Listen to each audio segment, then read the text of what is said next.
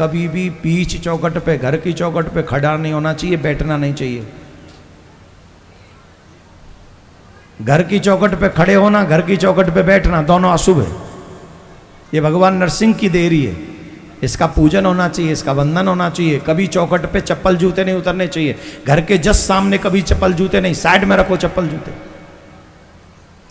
इतने लापरवाह हो गए हम लोग के, तो कहीं तो बीच चौखट पे उतार के जाएंगे हम लोग, अशुभ है, दरिद्रता की निशानी है। साइड में रखो। और हो सके तो जो माता बहन अपने घर में शांति और समृद्धि चाहती हैं, उनको सुबह शाम देहरी पे जल छिड़कना चाहिए। और हो सके तो संध्याकालीन समय दीप जलाना चाहिए देहरी पे। तुलसी, हर सनातनी के घर में तुलसी होनी चाहिए। जिस घर में तुलसी होती है, यमराज नहीं झांकता है वहां।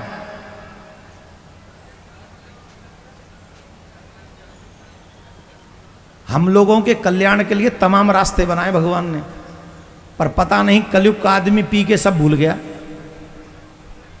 माता जी तो तुलसी की पूजा कर रही हैं, और भैया जी आ रहे हैं,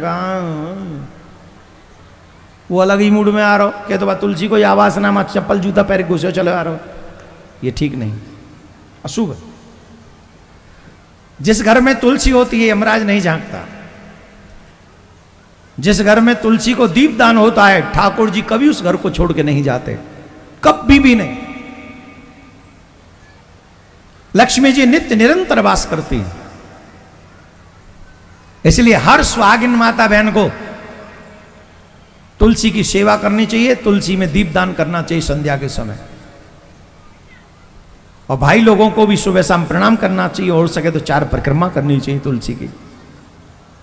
तो इसलिए तुलसी घर में चौखट पे दीपदान और सुबह शाम जल छिड़कना, जो लोग अपने घर में सुख समृद्धि चाहते हैं उनको करना चाहिए, अवश्य करना चाहिए। प्रहलाद जी के वंश में राजा हुए बलि, जिनसे भगवान ने 3 पग भूमि मांगी। तो राजा बलि से 3 पग भूमि मांगी भगवान ने। राजा बलि ने कहा मैं 3 पग भूमि दूंगा, पर 2 ही पग में भगवान ने सारा ब्रह्मांड नाप लिया।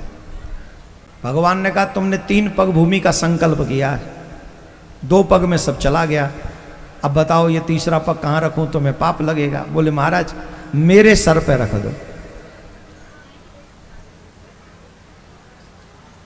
भगवान ने वो तीसरा पग राजा बलि के सर पे रख दिया, और इससे राजा बलि का वो संकल्प पूरा हुआ। एकादशी व्रत का महात्मा है। दुर्वासा ऋषि जैसे ऋषि का साप भी भक्त के आगे कुछ नहीं कर सकता, और भक्त को कोई कष्ट देता है तो भगवान उसका साथ नहीं देते, चाहे वो संत ही क्यों ना हो। दुर्वासा ऋषि का साथ शंकर भगवान ने नहीं दिया, भागवत में प्रमाण है। दुर्वासा ऋषि का साथ ब्रह्मा जी ने नहीं दिया, भागवत में प्रमाण है। नारायण भगवान ने भी दुर्वासा ऋषि का साथ नहीं दिया, अम्बरीश के साथ खड़े रहे तीनों। क्यों? वो भक्त है। तो भक्तराज अम्बरीश ने ही दुर्वासा ऋषि के प्राणों की रक्षा की। ये कथा एकादशी महात्मा की है, और हर सनातनी को चाहिए एकादशी का व्रत करे। आदो राम तपो बनादि गवनम हत्वा मृगम कांचनम वैदे हरणम जटायुमरणम सुग्रीव संभाषणम बाली निर्दलनम समुद्र तरणम लंकापुरी दाहनम पश्चात रावण कुंभकर्ण हननम एतत् श्री रामाय। सूर्यवंश में त्रेता युग में राम अवतार हुआ, और राम अवतार भगवान ने लेकर रावण इत्यादि दुष्टों का वध करके धर्म की स्थापना की। बोली राघवेंद्र सरकार की जय। कौन कौन भगवान श्री राम जी को मानते हैं? जो जो भगवान श्री राम को मानते हैं हाथ उठाओ।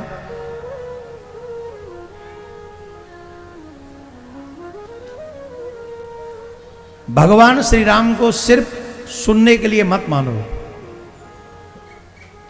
उनके बताए हुए मार्ग पर चलकर ये साबित करो कि हम भगवान को मानते, हम राम जी को मानते। भगवान श्री राम ने अपने माता पिता का अपमान नहीं किया था कभी भी, सौतेली माँ की भी अपमान नहीं किया उन्होंने। सौतेली माँ की बात मानकर वन को चले गए, तो हमें भी अपने माँ बाप का अपमान कभी नहीं करना चाहिए। राम भक्तों की ये सच्ची पहचान है। भगवान श्री राम ने ऑलवेज वही किया जो गुरुदेव ने कहा, हमें भी अपने गुरु की बात माननी चाहिए। भगवान ने कभी भी अपने भाइयों का बुरा नहीं किया, हमें भी कभी अपने भाइयों का बुरा नहीं करना चाहिए। भगवान श्री राम ने ऋषि मुनियों का संतों का सम्मान किया, हमें भी सदा यही काम करना चाहिए। भगवान श्री राम ने अपने मित्र सुग्रीव के संकट में सहायता करके हमें भी अपने मित्र का साथ देना चाहिए। ऐसे सुंदर प्रसंग हैं, उनमें से 2-4 बातें अगर हम में आ जाएंगी तो सही माने में हम भी राम के सच्चे उपासक हो जाएंगे। कौन कौन चाहता है मथुरा में भगवान का मंदिर बनना चाहिए? कौन कौन चाहता है? चाहते हो? वैसे याद उठा रहे हो। कौन कौन चाहता है सनातन बोर्ड बने? हमने इच्छा रखी है, भगवान ने प्रेरणा दी है 5 करोड़ सनातनी इकट्ठे करने। कितने? जिन 5 करोड़ लोगों की वोट पड़े कि सनातन बोर्ड बनना चाहिए। जब वक्फ बोर्ड के लिए सब नेता खड़े हो जाते हैं तो सनातन बोर्ड क्यों नहीं बनना चाहिए? कौन कौन चाहता है सनातन बोर्ड बने, मथुरा में कृष्ण भूमि का मंदिर बने? तो आप सभी को सनातन न्यास फाउंडेशन से जुड़ना चाहिए। इस नंबर पे मिस कॉल करिए, अपना फोन निकालिए। फोन है जेब में? है, निकालो और एक एक वोट करो। वो नंबर हम बोल रहे हैं, उस नंबर पे डायल करना। नंबर क्या है? 9927300037। इस नंबर पे मिस कॉल कर देंगे सभी। 9927300037। एक तो आपने इस पे वोट कर दिया, एक और काम करना है। जो आपके लोग जानकार हैं, आपके घर में 5 लोग जिन जिन को आप मानते हो कि वो धार्मिक हैं, उनसे भी इस नंबर पे मिस कॉल कराएं, जिससे हम कम से कम ये कह सके कि हम ब्रजवासी, पक्के वाले ब्रजवासी हैं। अपने ठाकुर जी का मंदिर बनाने में हमारा भी हाथ है।